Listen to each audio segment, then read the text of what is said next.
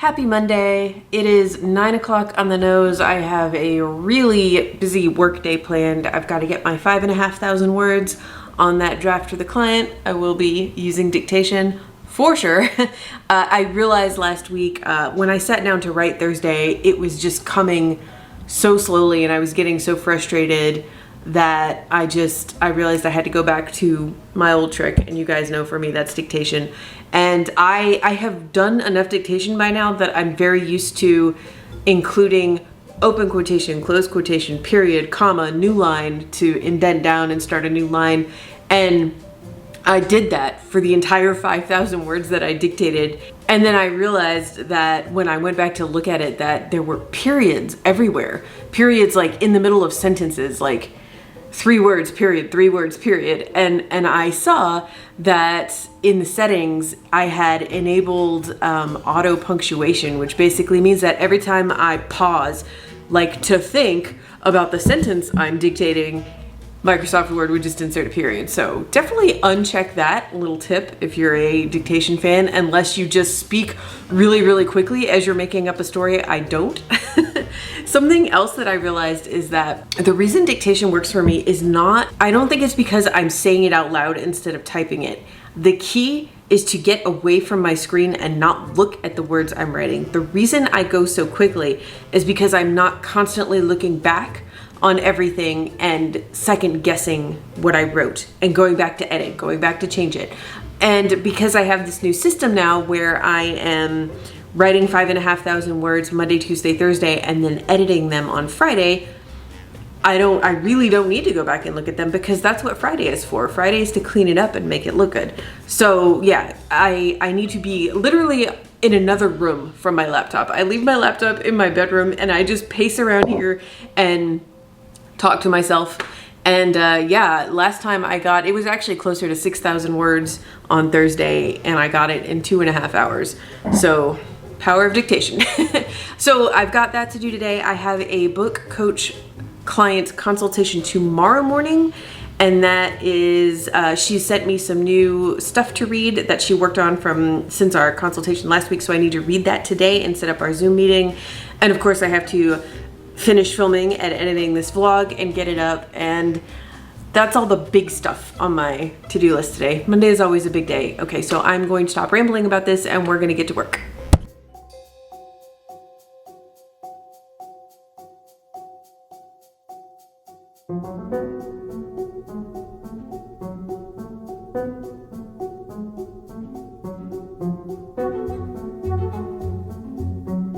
Okay, 5,500 words written, almost down to like the last word.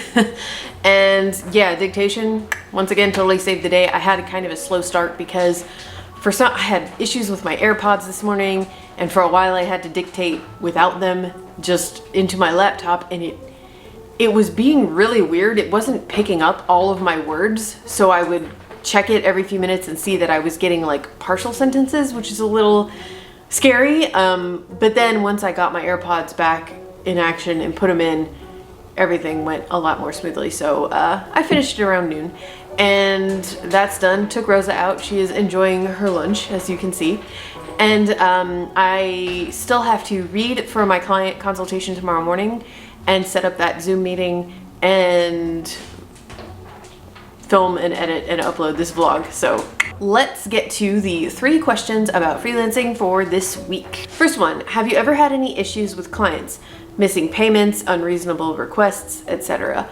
Honestly, I have been very, very fortunate, and also I am very, very particular with the clients I take on. I've mentioned before that I always offer to do a free Zoom kind of chat before they enter the collaboration, like before they decide whether they want to work with me, because I know it will help them to see that I am a real person. And equally, it helps me. I just think at the very least talking on the phone, but I prefer actually just being able to see each other.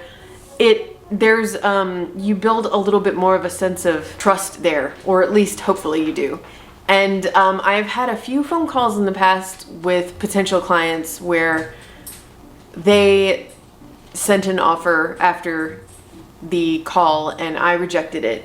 One that comes to mind in particular was a guy who spent the entire phone call talking about how his book was going to, you know, change the landscape of this particular genre. And then at the very end of it, I had already sent him a quote, so he knew my rate, and he tried to negotiate me down to about a quarter of what I asked for. And this was for like 100,000 word book. I mean, this would have been like a solid 6 months of work. So yeah, I thanked him and hung up, and then went into Reedsy and was like, reject. But you know, usually most clients I have, you know, I've had a really good connection with them right from the start. So I haven't had a lot of problems. The one thing that has happened is I had a client, this was through Reedsy, for which I am very grateful because it's always nice to have a third party in cases like this. He had been hiring me to write a book, but he was doing it a few chapters at a time. Like, we would create a contract to write 3 chapters and I'd do it. And then we'd create a separate contract to write 3 chapters. And I had told him from the beginning, because when somebody hires me to write a book, I will spread it out over as many months as they want and spread the payments out over as many months as they want. But he just really wanted to do it contract by contract. And the downside of that for him was that if I got, you know, in between contracts, if somebody came to me and said, hey, I want to hire you to write a 60,000 word book, I'm going to take it. And he might have to wait a couple months before we can continue, you know. But he wanted to do it that way, and I was happy to do it that way. So we had like 3 collaborations, I think, at this point, and I had written about half the draft. And we were going to do another collaboration. And then his very last payment for the last couple of chapters, which I had turned into him, failed. And like, the payment just didn't go through. And so I contacted him, and Reedsy contacted him. Again, this is why it's always nice to have a third party, because I didn't technically have to do anything. They were taking care of it for me. And he did get in touch after a couple weeks and explain and say, I'm really sorry. He told me kind of what was going on and said, would you mind terribly changing that payment date to this time next month? And it should be able to go through then. And I was like, yeah, that's absolutely no problem. So I changed the date, and that date came and went, and the payment failed. And this time he never responded. So I have had a client ghost me, and I really don't think it was anything malicious. I mean, again, he had paid me numerous times up until that point. And I think, you know, stuff happened and he just wasn't able to do it. And I would imagine he's probably pretty embarrassed about it, and also frustrated, because now he's stuck with half a book. And I would think that he probably feels really weird at the thought of coming back to me and asking me to write the rest of it, considering what happened last time. So that's the one time anything remotely kind of sucky has ever happened. But otherwise I have worked with some really great clients and everything's been really smooth. Next question. I wonder if you have any tools you can share that have helped you organize your work, like physical planners or online calendars and organizers. What do you use to keep all your client work separate? Also, things like on your desk or items that have helped you along the way. Okay, so last year I did a video that was a complete desk tour where I talked about everything that I have on my desk that I use. So I'm going to just link to that up here instead of filming it all over again, because nothing's really changed. And if you're curious or you've seen anything on my desk, or you're wondering about my planners, and you don't feel like watching that video, everything that I use is actually linked in the description down below, so you can check all of that out. The one big change that I have made in the last, I don't want to say maybe 2 or 3 months, is that while for several years I used paper planners, I just really loved having a physical planner and writing out by hand. And I used Clever Fox, and I love that planner. I mean, I still highly recommend it. I found that I needed to also have a work calendar online for a variety of reasons. The biggest of which is simply that it's just the most convenient. It's accessible both on my laptop and my phone. I can access it when I'm out. I don't have to have the physical paper planner with me, you know? So I started using Asana, years ago. And I just came to realize towards the end of last year that having both a on paper planner and Asana and going back and forth and writing down everything in both was really just an unnecessary time suck. So as much as I love having a physical planner, I'm not using one anymore. I am only using Asana. And the reason I love Asana, and I believe Trello and some of the other online planners out there are very similar. What I love the most about it is I can separate out and have, I have a calendar and a checklist that is just for my personal books. I have one that is just for my ghostwriting. I have one that is for my book coach clients. I have one that's for other streams of income, like the workshops that I teach and events that I speak at, etc., etc. And I can merge them all onto one giant checklist, which I can view in calendar mode, and then I can see all of my tasks, everything I have to complete, all on one calendar. So definitely recommend Asana, or again, something similar. I'm sure they're all great. That's just happens to be the one that I picked to use. And the last question is, what sorts of business protections, LLC, insurance, etc., is needed when you begin freelancing? Nothing is needed. You do not need to do anything like that when you first start freelance writing. I can tell you that because I didn't do any of it. But there are some things that if I could go tell past Michelle to do, I would definitely choose to tell her to do these things. I don't think I would tell her to set up necessarily an LLC at first. First of all, because, I think for most of us when we set out to freelance, if we have especially the goal of doing it full time, you don't know if that's gonna work out or not. And I certainly didn't. Back in 2019, when I was getting like about half of my income from publishing, from like my own books and the IP work that I got with traditional publishing houses. And I thought, okay, I'm gonna hang my hat out as a ghostwriter for hire. Hire me to write your book. I hoped it would turn into a full-time thing, but I didn't know. So I don't think I would necessarily go back and tell past Michelle, set up an LLC now. But, and another reason is because I wouldn't have known at the time whether or not I wanted to be an LLC or an S Corp. You have a few different options. And rather than explain all of that to you, because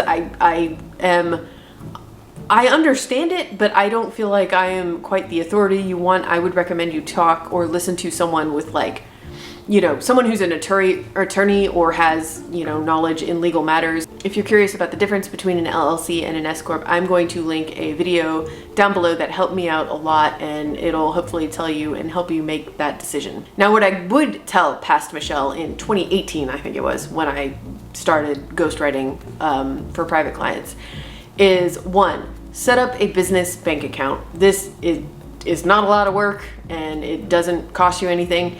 And all of the payments I get, my clients pay me in all manner of ways. I get paid through PayPal, Zelle that goes directly to my bank account, Venmo, Stripe.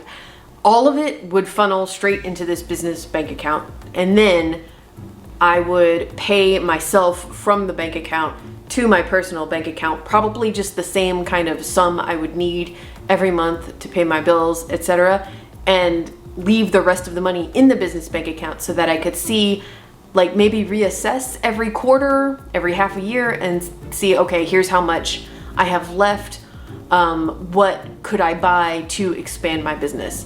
I would also, with that, get a business credit card, and every single thing I bought that I could use at all as a tax write-off, like this camera that I'm looking at right now, like the new laptop, the new MacBook Air that I bought last year, anything, notebooks, pens, everything that I use as a full-time freelancer would go on that credit card, and that's it. There's everything that I bought for my business. That's all the stuff that's a tax write-off. I don't have to worry about digging up, like I am right now because we're getting into tax season. Oh, what did I buy? Where's the receipt for this? Blah, blah. Nope. It's all just right there. I put it all on one card. It's there. Man, I wish I had done that. Even if you're not planning on going full-time, if you're wanting to freelance at all, just do that. Give yourself that gift, and future you will be so thankful to you for it. Also, one last thing, and this is really something I wish I had done back then, is I would set up QuickBooks or some similar bookkeeping, I would purchase some similar bookkeeping program. I think QuickBooks is the most popular, and set it up so that every time I got a payment into my bank account, it went into QuickBooks and it's just all organized. I still keep track of everything manually. I have a spreadsheet, and when I get paid, I go in there and I enter the exact amounts and all the information I'm gonna need. I hate it. I hate spreadsheets, guys. I'm not a spreadsheet person. By doing this, I'm just creating more stupid, silly little tasks for myself to do. This could all be automated.